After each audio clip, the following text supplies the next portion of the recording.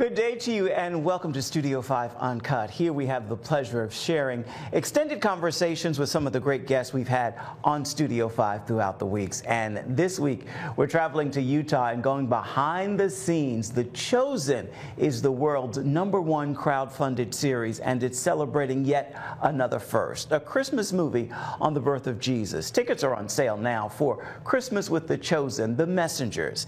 It is the first of the series to go to the big screen, and the director, Dallas Jenkins, invited Studio 5 to the production to witness some of the amazing musical performances. And he's sitting down with us for this exclusive Studio 5 Uncut interview. I feel like The Chosen began with Christmas. Yes. So Nice. Are you obligated to honor Christmas every year? I think that is a part of it. A few people have asked me, why are you doing a Christmas special? And I said, because that's what birthed The Chosen. I mean, that little short film I did for my church's Christmas Eve service and my friend's farm in Illinois is ultimately what launched this entire thing. It's what generated the crowdfund record, and it really took us into the stratosphere. And it started with such humble beginnings. And what's so great about that is that that's the story of Jesus. Yes. I'm not comparing The Chosen to Jesus, of course, but it is a show about Jesus. And Jesus' story started with such humble beginnings. And I love the story so much. It's my favorite time of year. I know that's a cliche, but it's true. And when we've got these artists and musicians who love the show and want to celebrate Jesus as well. And I think our fans, after they watch a season, they want to celebrate. They want to worship. They love and know Jesus more. So now what? And Christmas seems like this perfect opportunity for them to not only celebrate the story, but to bring friends. And it's almost like okay, if I can't bring it to church, but let's watch this Christmas story together. So yeah, I think there is a bit of an obligation to honor Christmas with each year with this show, because I think it's responsible for the show. How long has it been now since The Shepherd? I made The Shepherd in 2017, and it came out on social media, and because it was originally just intended for my church's Christmas Eve service, but it launched at the end of 2017. So it's been 4.5 years. I know you had no clue making that for your church that this would happen, but what have these last few years been like? Honestly, I haven't even had a chance to stop and think about it, really. I know that at each stage of The Chosen, I have tried desperately to remain surrendered, because that short film came from brokenness and surrender, because my previous film had completely bombed at the box office. I didn't know if I even had a future in this business. So when I had the opportunity to do that short film, it felt like a big step down from what I'd been doing, and yet I loved doing it. I was like, this is not at all what I planned for. I'm on my friend's farm here doing a thing for my church, and yet I feel like I'm in my wheelhouse. I feel like this is bringing me more joy than I've had before, and I don't want to lose that. So watching the show grow, one of the cool things about it is it'd be like if the boy who provided the loaves and fish at the feeding of the 5,000 went home to his parents and said, I fed 5,000 people today. That would be ludicrous. He would be like, I provided 5 loaves and 2 fish, and oh my gosh, Jesus did something crazy and multiplied them. And that's what I feel like. The Christmas short film was my loaves and fish, and now I'm going, oh my gosh, look what Jesus did with this. This is extraordinary. And it's been as fun for me as it has been for the viewers. This Christmas finale special that's happening, tell us about it. What's new about it? What's going to happen? Yeah. Well, we're bringing back some of the artists from last year. We've got some new artists. The music is extraordinary. I can't wait for it myself. I'm going to be worshiping my face off when it comes out. But the thing that really is exciting is we're doing a brand new episode of The Chosen. And the first thing people ask me when they see me is, when's season 3 coming out? And we decided to not tell anyone. So when we make the announcement that that we've got this brand new episode, people just freaked out. And so that was really exciting. But I think the opportunity to tell the Christmas story again from a different perspective, from Mary and Joseph's perspective, people are going to see the reality of the birth of Christ with the manure, with the smells, with this teenage girl who was scared to death. and her husband who was also scared to death, but who were trying to honor what God asked of them. And I think that's a part of the story that we haven't always heard before. And so that's what I think is going to be really exciting about the special. You are going to do 7 seasons? Is that? 7 seasons. We decided that last year.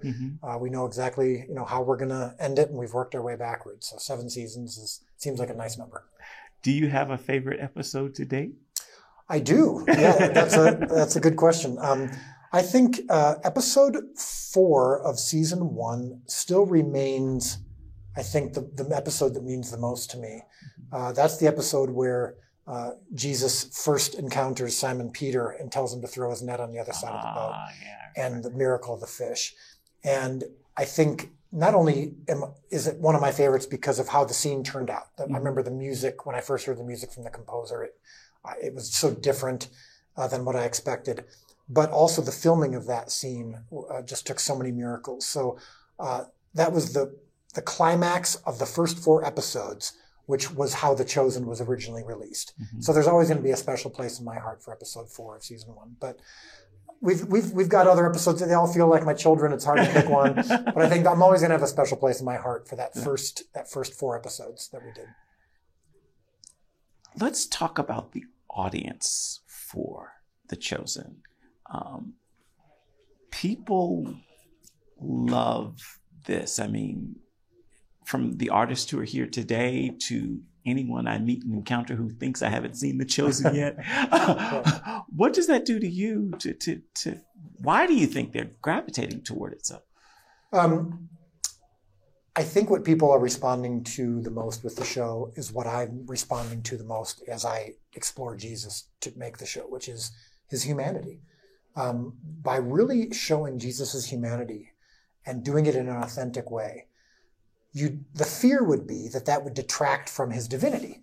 I believe Jesus was God and man. I don't ever want to detract from the fact that he did miracles and that he was the Son of God and that he is the Messiah.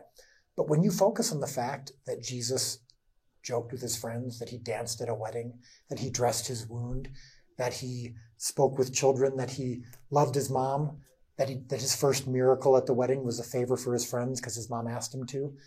When you realize that the creator of the universe dwelt among us, which is Emmanuel, God with us, which is one of the reasons why I love Christmas so much. Emmanuel, God with us. I think that notion that God was with us as a man is what people seem to be responding to the most. We keep hearing, I've never thought of it that way before. I've never seen it that way before. And I think that seems to be what they're responding to the most. And I think that's because we as writers and as I'm making the show, I'm discovering more and more as I read the Gospels and just going, wow, I didn't remember that. I didn't. And there's so much to mine in the Gospels. It's so exciting. And I think that's the journey the viewers are going on. If you could take me inside the writing process a bit for those of us who watch The Chosen, you somehow managed to paint full pictures of people. Where does that come from? Is there a voice speaking to you? Where does all that come from? Well, yeah, I definitely don't claim biblical inspiration. We are not the Bible, but I do believe that when you read the Bible, and which is where we start when we're analyzing our characters, you find clues about who these people were. You can take the stories and how they met Jesus, and the stories and how Jesus related to them. He related to everyone differently.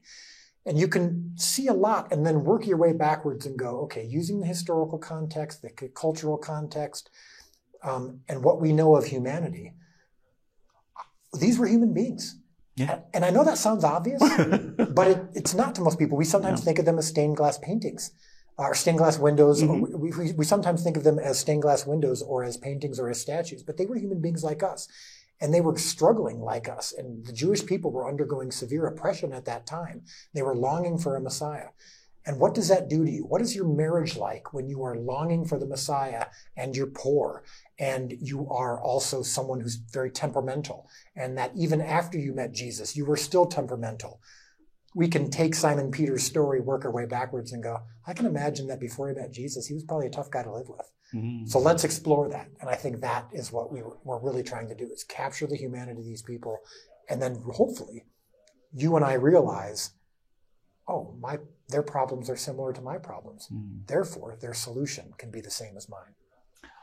What's it been like to create and keep this boat moving these last 2 years when we're experiencing such devastation and such restrictions on what we can and cannot do? Because I imagine, okay, you may feel the pressure like, okay, this story needs to continue, but then you now have all of this going on. What's that been like? Well, it just means the pandemic just meant that we had to work harder to overcome the restrictions and the hurdles and the safety measures to still do what we really felt was urgent and necessary. Maybe even more so because of the pandemic. I mean, when the pandemic first hit, that was when the show actually exploded. People were home, they had time, they were looking for hope, and that show that their friends had been telling them about, they finally decided to give it a chance. And so we felt a real sense of urgency to get the show done. And so there really was no other choice. And so you just did it. And we were actually one of the first shows to go into full production during the pandemic. And we had 2,000 extras come out for the Sermon on the Mount. I remember watching that. In the middle of the pandemic. Yes. And it was just one of those things where it's like, look, we're living in an incredible country. We have the incredible opportunity to tell this story. Let's not waste it. And let's give people a sense of hope. And if we have to work hard to get it done with, we're willing to do that. So yeah, it wasn't easy, but there are people who go through much worse things than we had to go through. And so keeping the show afloat during this time has been difficult, but I think the rewards have been so significant that the hope that it's been giving people during this pandemic, it's worth every second. What Bible story are you most excited or looking to tell right now? What are you, what's... Well, season 3 features the feeding of the 5,000. And that's the story that God brought my wife and me to during the biggest low point of my life after the failure of my movie, brought me to the feeding of the 5,000 story. And when I was at my lowest and when I was licking my wounds and devastated because my movie had failed at the box office, God told someone to tell me, it's not your job to feed the 5,000, it's only to provide the loaves and fish. And that truth changed my life. And so I have very special affinity in my heart for that story. It's the name of our production company, Loaves and Fishes. The logo is the Hebrew 5 and 2. Yeah. So we finally get a chance to tell that story in this season, and we're going to have 5,000 extras come out this time around. So I'm looking forward to that. Kind of. There's a part of me that's a little bit scared about 5,000 people coming, but I'm definitely excited to tell that story this year. Another story this year that I'm excited to tell is the woman with the issue of blood who touched Jesus's the hem of his garment and was healed.